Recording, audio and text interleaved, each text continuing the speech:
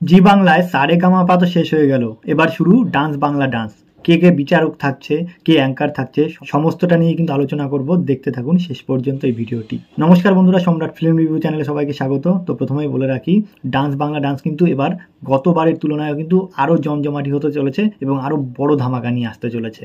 তো এবার বিচারক কারা কারা থাকছে প্রথমেই বলে রাখি, এবছর কিন্তু আগের বছর যারা বিচারক ছিল তাদের থেকে কিন্তু অনেকটাই চেঞ্জ হয়েছে এই বছর কিন্তু অনেকে নেই, অনেকেই আছে। তো কারা কারা বিচারক হচ্ছে, কে কে আছে এবং কারা কারা নেই, সেটি নিয়ে কিন্তু এখন মূলত আলোচনা করব। তো প্রথমে বলে রাখি অ্যাঙ্কারের কথা। অ্যাঙ্কার কে থাকছে, অঙ্কুশ নাকি অন্য কেউ? না, প্রথমে এটি বলবো না, প্রথমে বলবো বিচারক কারা থাকছে। তো বিচারকের আসনে কিন্তু এবার বসতে চলেছে শুভশ্রী। শুভশ্রী কিন্তু ছিল আগেও, এবারও থাকছে, মানে পরপর তার 3 বছর কমপ্লিট হবে এই বড়দের ডান্স বাংলা ডান্সে বিচারক হিসাবে।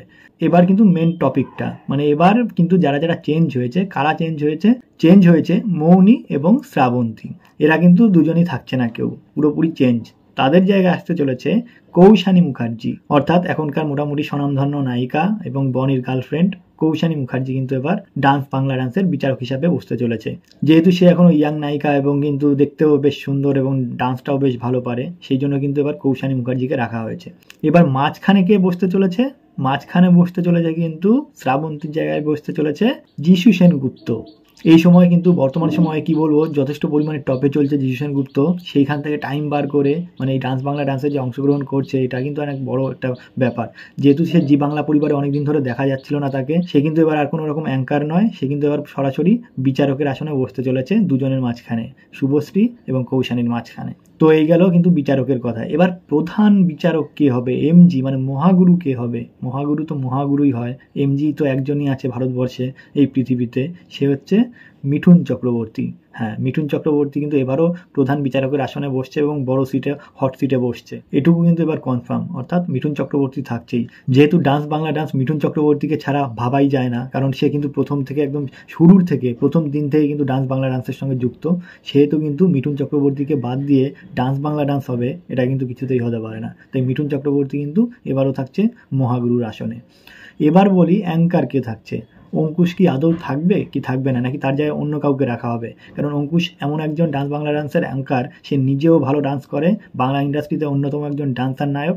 সেই জায়গায় কিন্তু অন্য কাউকে বসানো যাবে কি যাবে না, এবং সে না থাকলে কিন্তু অনুষ্ঠানটি, অর্থাৎ ডান্স বাংলা ডান্সটা কিন্তু সেইভাবে জমজমাটি হয় না, এবং তার মতো কমেডিও কিন্তু খুব কম লোক পারে এবং কম অ্যাঙ্কার পারে। তো সেই জায়গায় দাঁড়িয়ে তাকে বাদ দিয়ে কি আদৌ ডান্স বাংলা ডান্স সম্ভব, নাকি তাকে বাদ দিয়ে ডান্স বাংলা ডান্স হবে?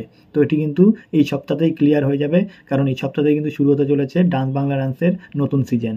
অর্থাৎ এখন দেখার বিষয় হচ্ছে যে অঙ্কুশ থাকবে কিনা। তো এখনও কিন্তু আমি নিজেও জানি না যে অঙ্কুশ থাকছে কিনা অ্যাঙ্কার হিসাবে, কারণ জি বাংলা থেকে কিন্তু কোনোভাবেই জানানো হয়নি যে অ্যাঙ্কার হিসাবে কে থাকতে চলেছে।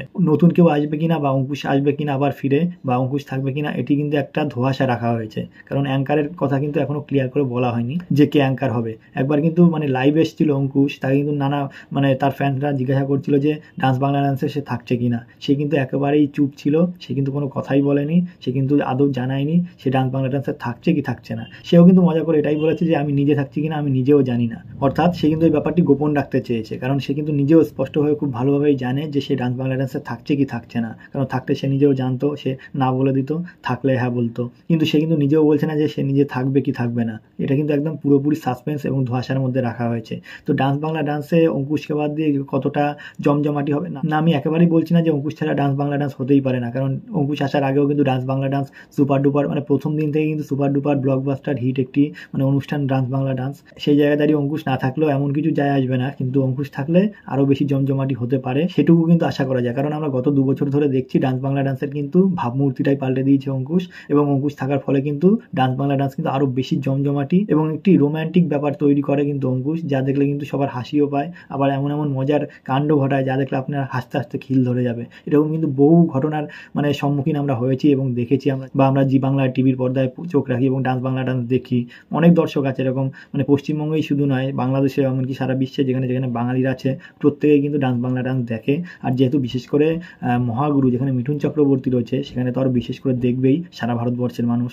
সেখানে দাঁড়িয়ে ডান্স বাংলা ডান্স কিন্তু একটা মানে গোটা ভারতবর্ষের কিন্তু একটা অত্যন্ত মানে জনপ্রিয় টিভি শো, যেটি দেখার জন্য কিন্তু এবং সেখানে চান্স পাওয়া কিন্তু একটা মুখের কথা নয়, মানে পুরো ভারতবর্ষ থেকে কিন্তু সেখানে অডিশন দেয় এবং খুব বেছে বেছে কিন্তু সুপার কয়েকজন ডান্সারকে কিন্তু তুলে ধরা হয় এবং তুলে আনা হয় কিন্তু এই ডান্স বাংলা ডান্সের জি বাংলার এই টিভি প্রোগ্রামের সামনে। তাহলে সবকিছু মিলে বুঝতেই পারছেন কতটা মানে রোমাঞ্চকর এবং টান হতে চলেছে এই বছরের ডান্স বাংলা ডান্স প্রোগ্রামটি। তো সবকিছু মিলে আমরা দেখতে থাকবো যে এই অনুষ্ঠানে কারা কারা থাকতে চলেছে, কে থাকছে না, এবং অবশ্যই আমরা জি বাংলার ডান্স বাংলা ডান্সের মানে টিভি প্রোগ্রামটির দিকে অবশ্যই নজর রাখবো।